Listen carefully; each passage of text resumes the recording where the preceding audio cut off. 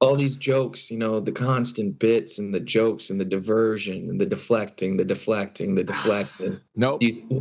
What is the Nope. core of that? I know where you're going. No. Why are you It afraid is of these more emotions? fun to do bits than to be in the real world. I only want to do fun bits. I go to work, and then I want it to be bits. Okay? I want bits at work. I want bits at home. I want bits in my dreams. I want bacon bits on my salad. Evening bits at supper time. When bits are on a bagel, you can have bits anytime. See? What I just did right there, singing a song with my friends, is more important to me than anything else in this life. I have never felt such joy that I do when I'm singing nonsense with my friends. YUNKJunk! We're doing a short episode today because Terry's got things he's got to do.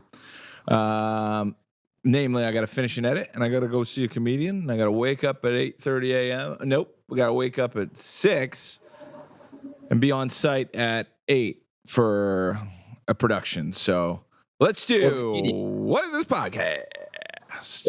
What comedian are you seeing? His name is William something. Cool. Yeah. Some if Funny Bill. Old Funny Bill's coming to town, and Terry Bear's going to see him.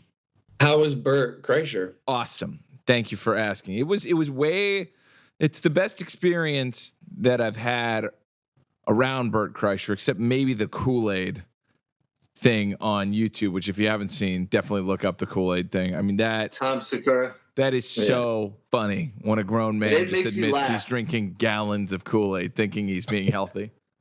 And Tom laughing, a person genuinely laughing. Yeah, just you can't help but laugh at that. That's so genuine. And I think that's Kreischer's power is just that man looks like he's genuinely having so much fun when he's doing stand-up that you can't help but participate. I think he's just having fun in life. He reminds me of us a little bit, though, when we're together and in our prime and nothing can hurt us and nothing's wrong and it's always fun and just about, I don't know, there's like the corniness of male friendships that he kind of embodies that I really, really appreciate. Well, that leads he's me honest. Into my pitch. Shoot. Read the email.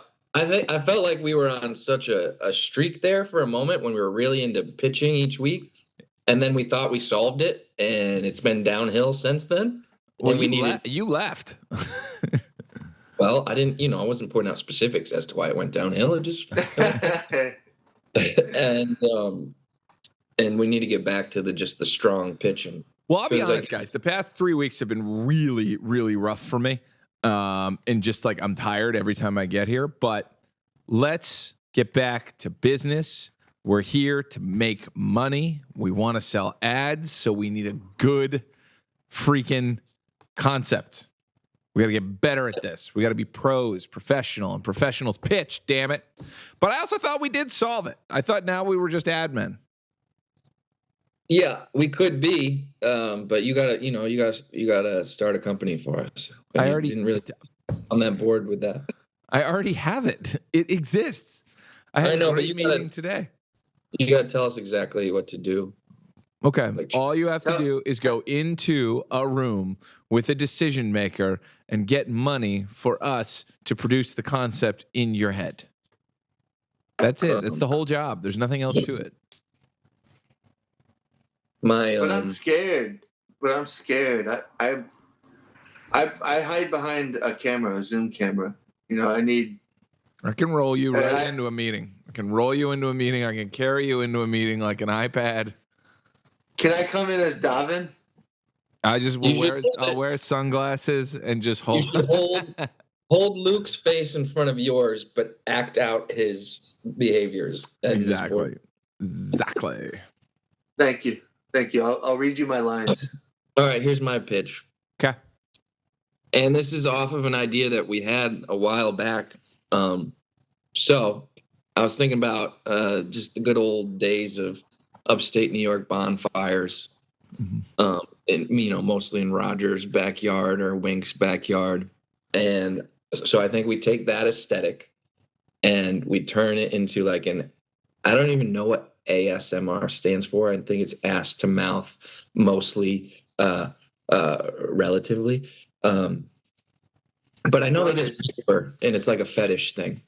And so we do like it. We do like an ASMR around a bonfire, and it's called "Stand by Me," and we just kind of have very in-depth conversations about each other's life, and we give advice, but we whisper, and it's outdoors, and it's by a bonfire, and then we'll have a guest each week. It's the Whisper Show. Yeah. Hey man, like, how's it going? How you been?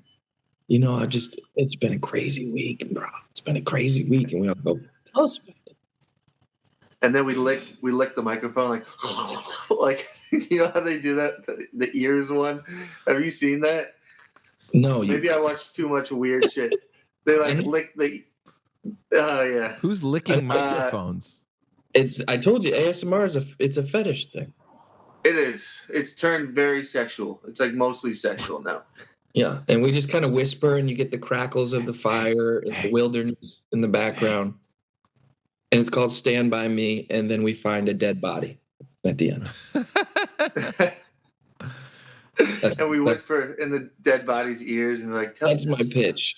Is just, I don't know if there's any money in it, maybe for like, you know, camping and outdoors gear. We can start, you know, we get Bass Pro Shop as a sponsor, maybe. Yeah. Or we can even do an episode in the Bass Pro Shop. I hear the big ones are a lot of fun.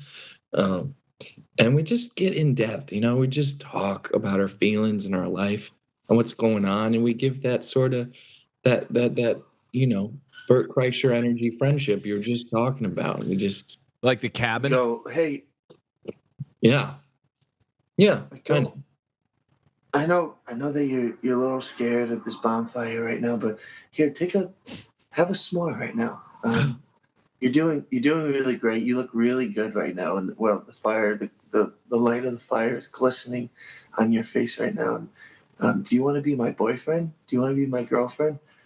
And a lot of it is eye contact and like POV. A lot of close-ups. I agree. You know, a lot of close-ups, and then we'll have a wide, obviously. I'm laughing because I tried that 3 times. That "Do you want to be my girlfriend" out of fire, and I got shot down all 3 times. All 3 times was just no. I've never had anybody. You guys say ever that. just get a no? Never. Just never. And I mean never. Just no. Actually, I got one no. One girl I asked to be my girlfriend one time, and it was not fun. And I think that's why I viciously cheat, is just to avoid that sort of pain and insecurity from ever happening to me again. You run from that experience. Yeah, because what is more heartbreaking than someone you genuinely tried with and in love with and put tremendous effort in, one day just being like, hey, I don't want to do this anymore.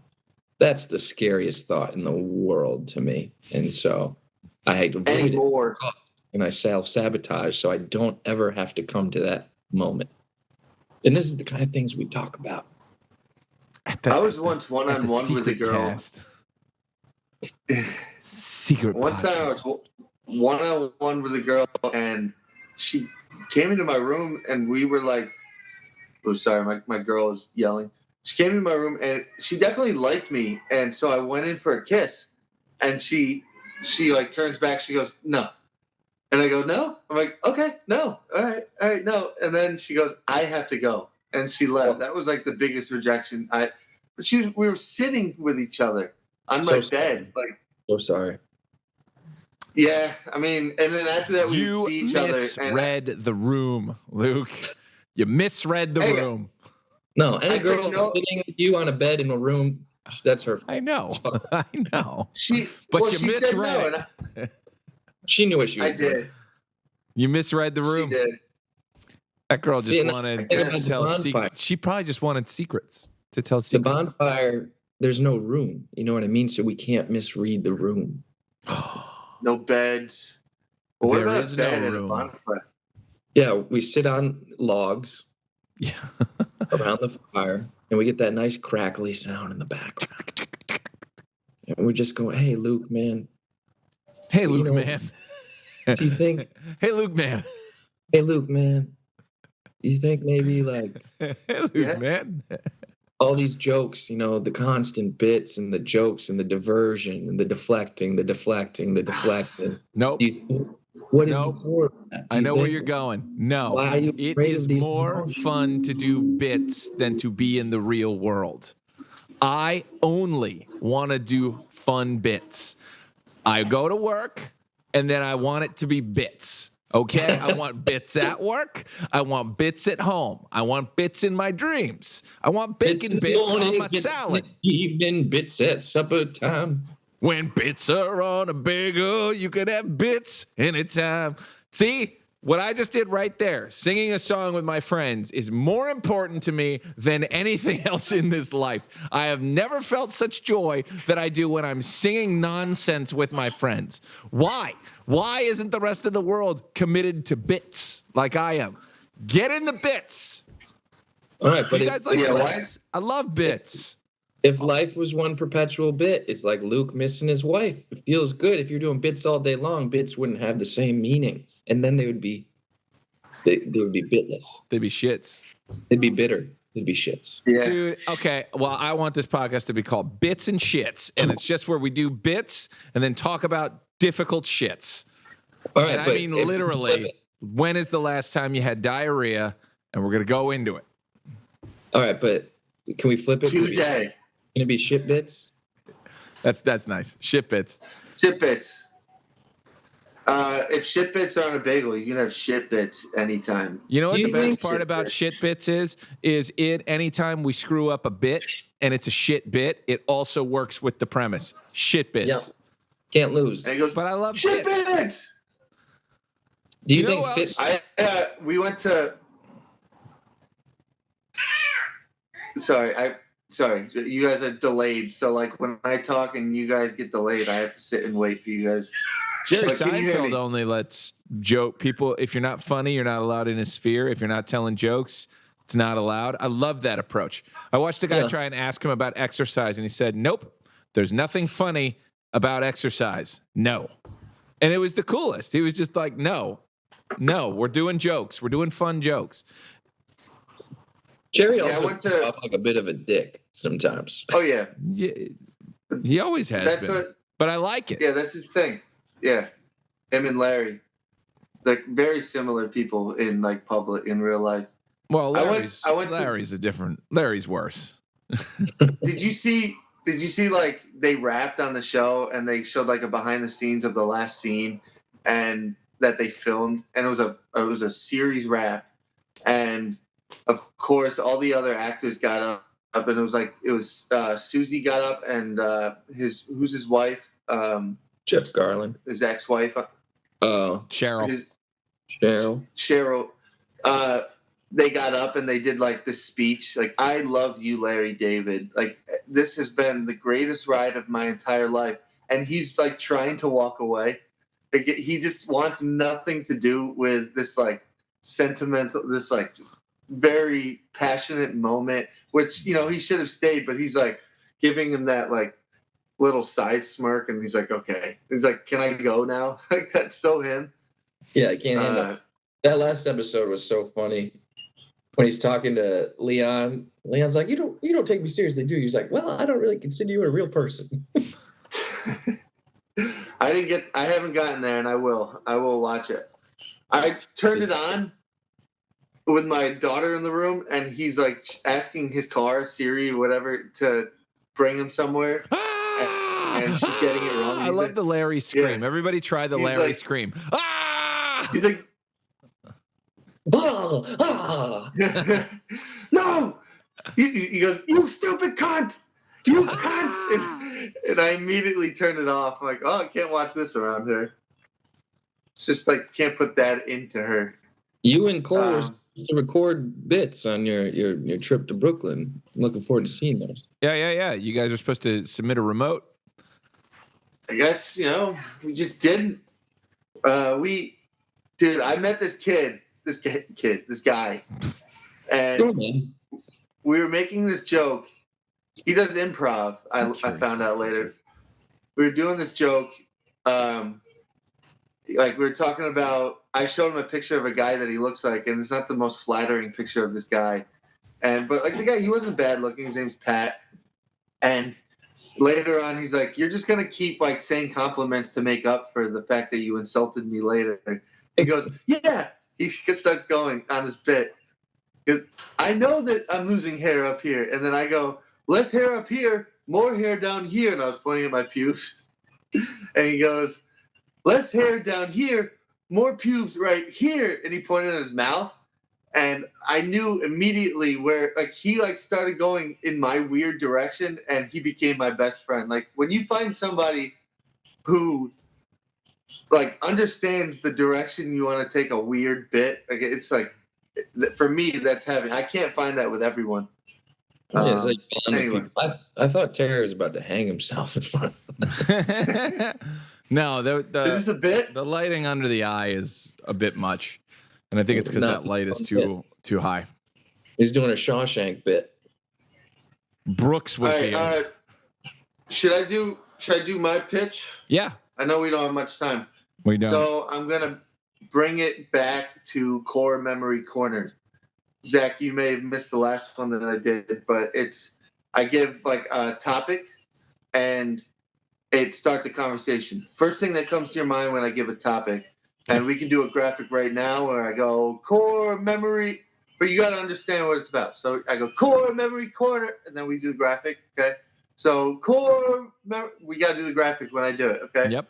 Every single time I say core, it starts. It's so going core memory in corner. now. Do you have a graphic? Core memory. Yep. Core memory corner. Graphic. Core memory. Core memory corner.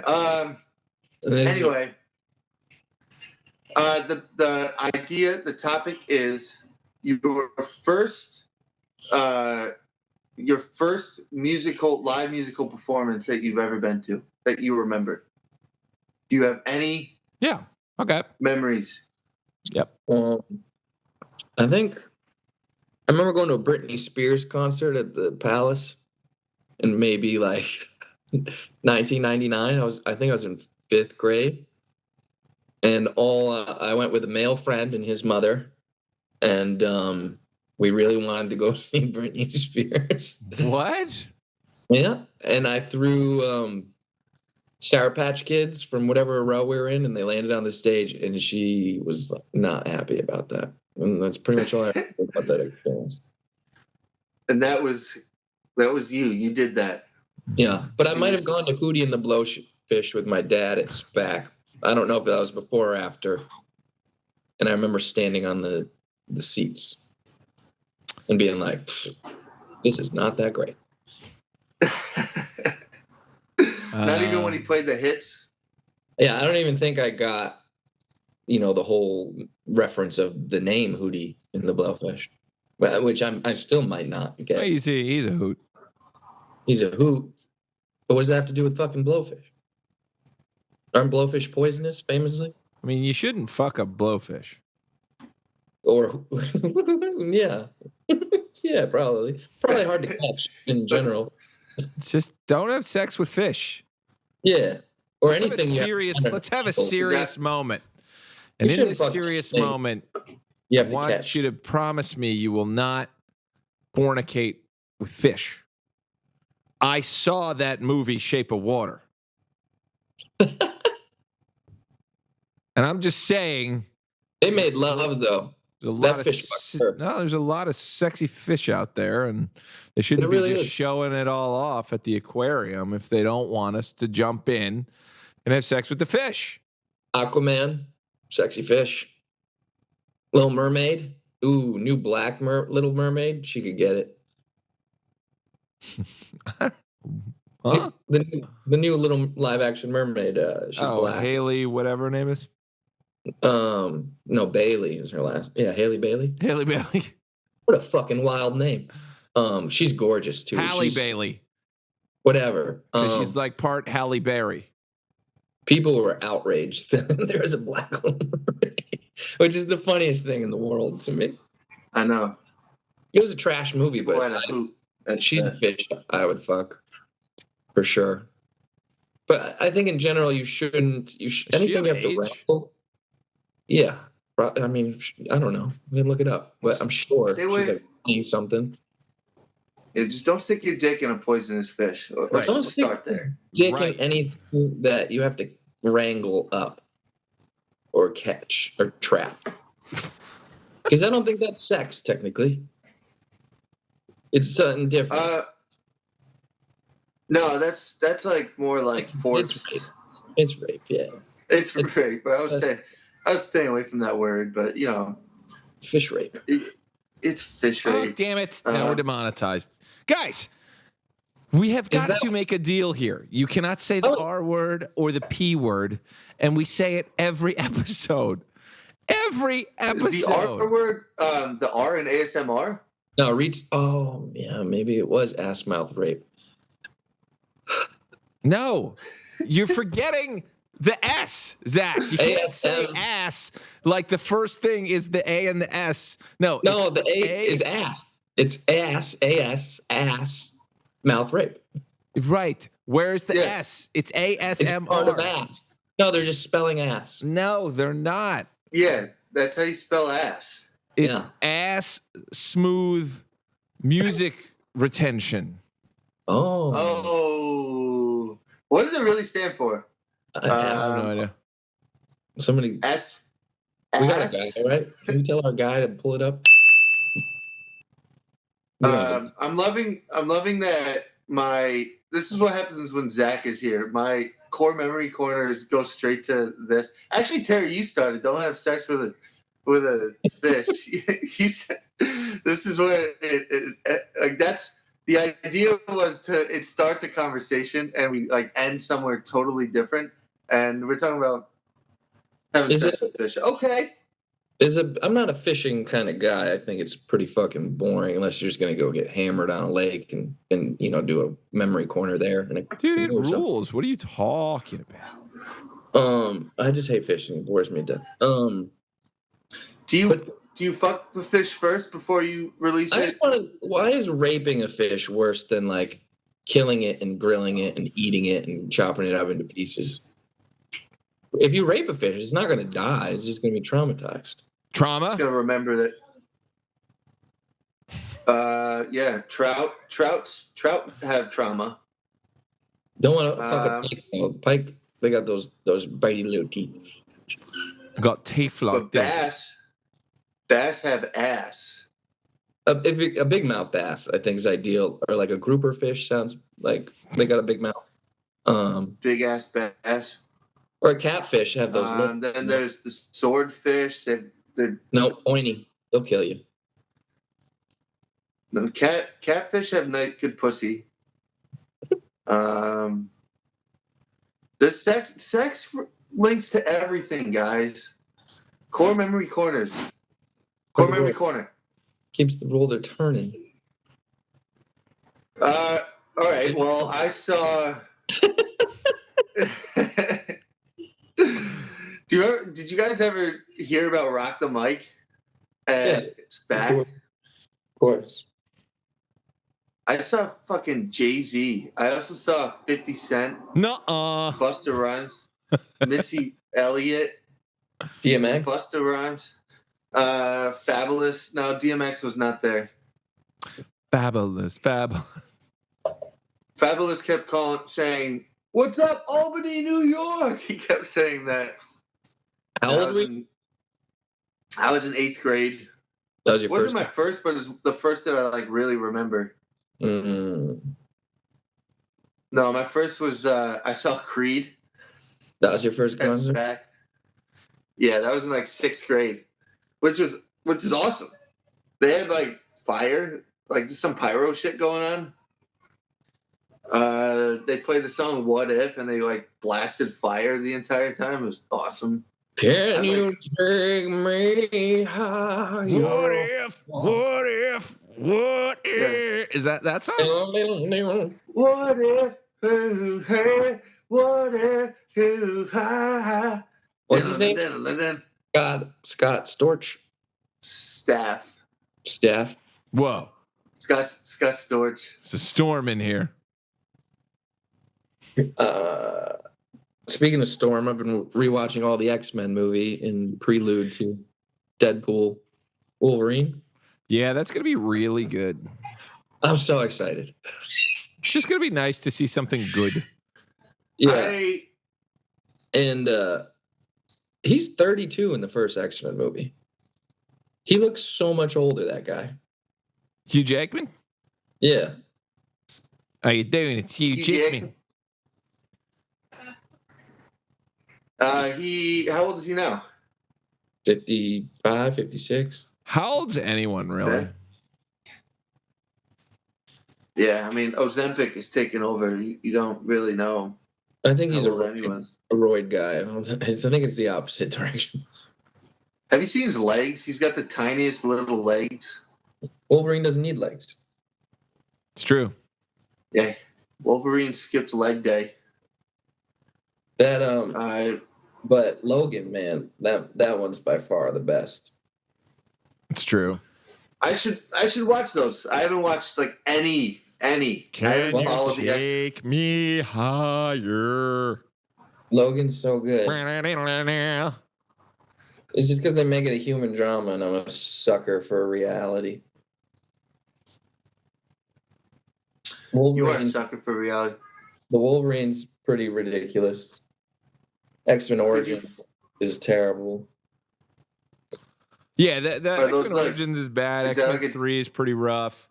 And then X-Men Apocalypse is bad. The rest are... And then whatever one came after Apocalypse. The rest are rock solid. Logan is the best one, obviously, but...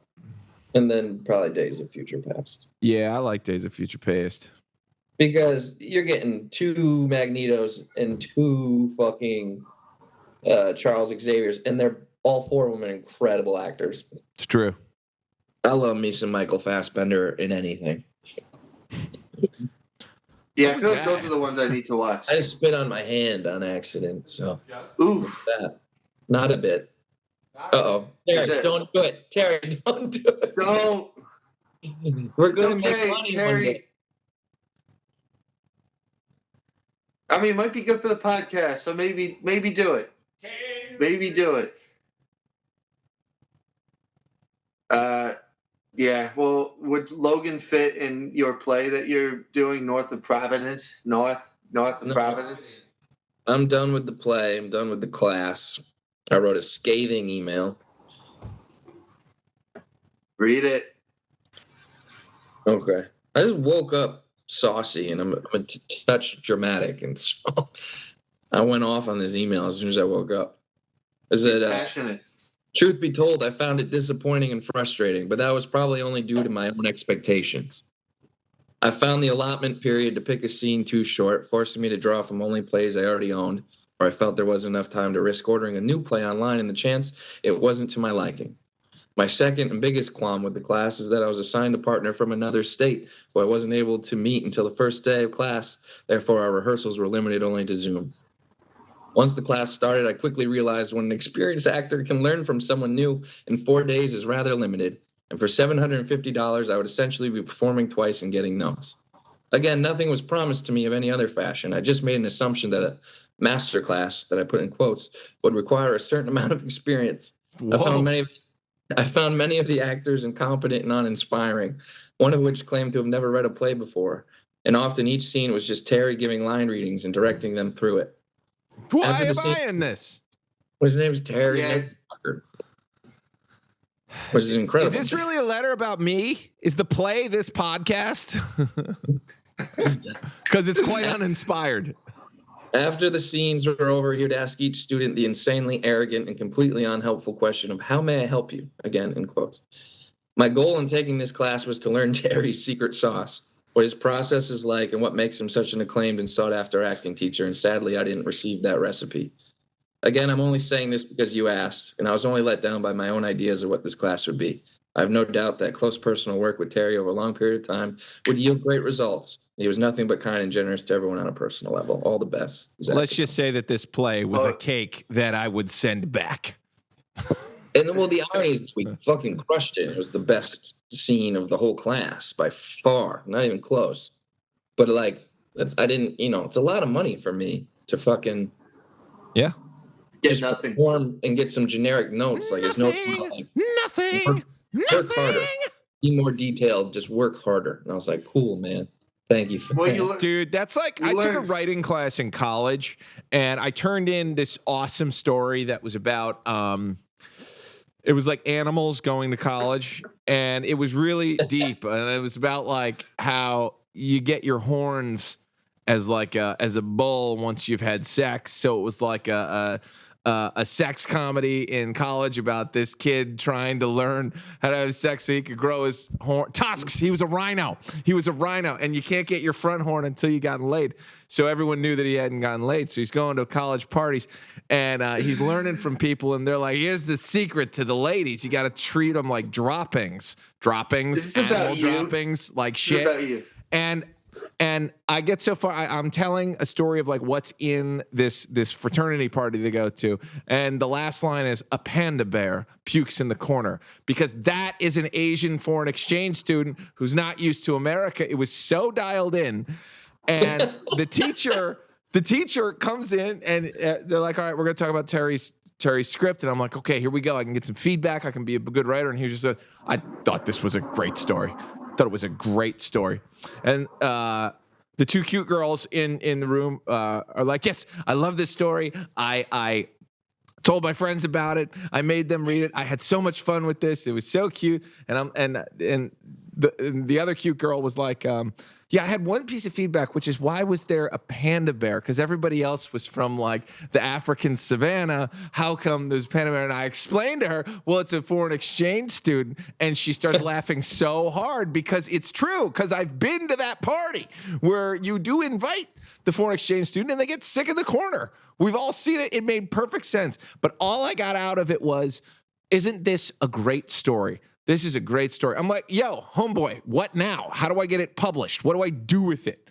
Like, it's written. It's good. Help me. I'm one of your good students. Do something with me. Who the fuck cares about the kid who can't write? Teach the kid who can write what to do now. It was so frustrating. I'm still seething about it. And I also thought it was funny that one day he had the poetry teacher come in and give a special lesson because it was creative writing class, and she was great and whatnot. But then I noticed at the end, they're exchanging keys. He's banging the poetry teacher, and she was hot, and he's doing a great job, but he can't give me any advice about how to get this thing published. I would have been a star, man. I had this whole idea. I was writing children's books for adults, and he did nothing with it except bang the poetry teacher. And I'm still upset about it because everyone liked the damn story. Don't do it, Luke. And then the one girl who was not very attractive said, she was like, the only thing I don't like about it is that the older brother tells him to treat them like droppings. And that's like really mean and kind of offensive. And the two cute girls say, yeah, but that's how it works. And I'm like, boom, done. That's all I needed.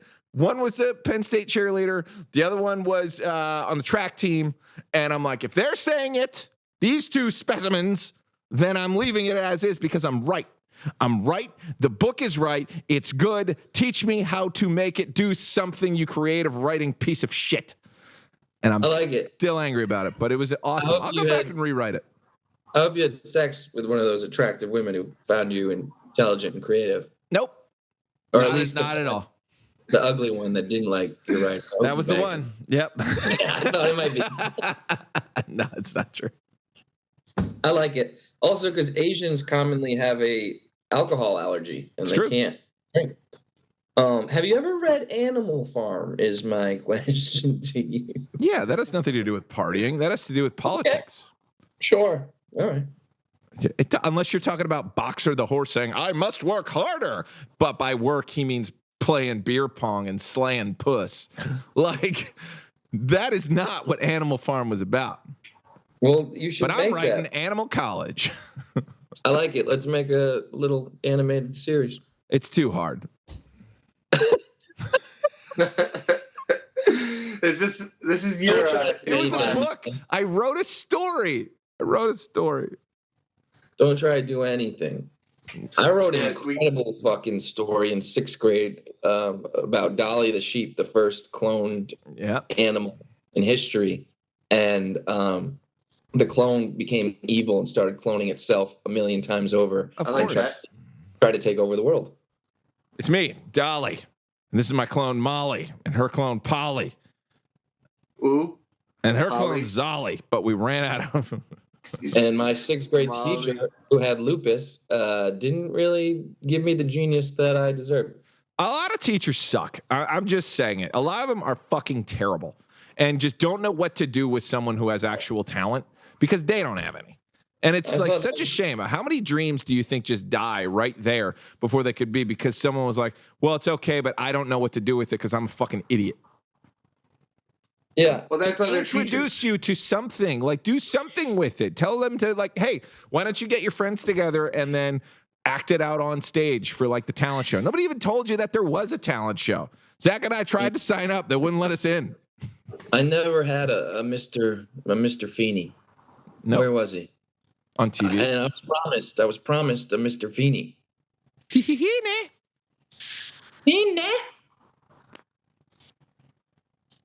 No Feeney. No Feeney for me. Well, listen, guys, I got to wrap it up. So what do you want to say to our guests at the end of the show? Remember, we need at least one short. Don't go to college. Just look up things online. There's Masterclasses there. And treat everything like you're working professionally because you're not going to get any direction from a teacher that didn't make it. They're just going to feel competitive and they're going to just shit on you because they feel like they can't do as well as you, and they did not do as well as you. Yeah, and even if you die alone in an apartment in LA with one plant and a goldfish, as long as you knew that you were a creative genius, and even if nobody ever else finds that out or recognizes it, that's all that matters, as long as you know. Look, the next time you think you're good enough, remember you're not. If you have a thought, forget it. If you says, do this, don't do that. Just sit in a room, do nothing, and be normal. Also, be friends with the panda in the corner of the room because that's where you're going to get some life experience from because they're from a different country and you can gain some perspective. And they're smart. From a panda. They're smarter than us. And you're teaching creative writing because you're not a creative writer. Ooh. That's not a short. It won't be a short. Don't know how many shorts we had from this. This is a keeper. Short. I think the ass to mouth is the clip. Yes, because it's sometimes you can, but you never go ass to mouth. ASS. Sometimes. For not having slept, I look pretty good. That's important. Good skin. Worry about your skin, not your brain. Yeah. There's the short.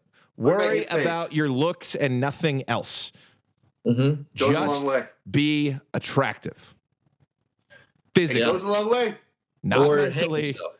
If you're not going to do yourself a favor, end it now because it's going to be a long, hard life. Yeah.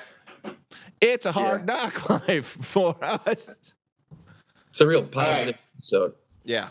Boo. Goodbye. All right, we're out. I love you guys. I love you guys. All right, Terry. Happy birthday. Thanks, man. Yeah, happy birthday. Good luck with what you have to do. YUNKJunk!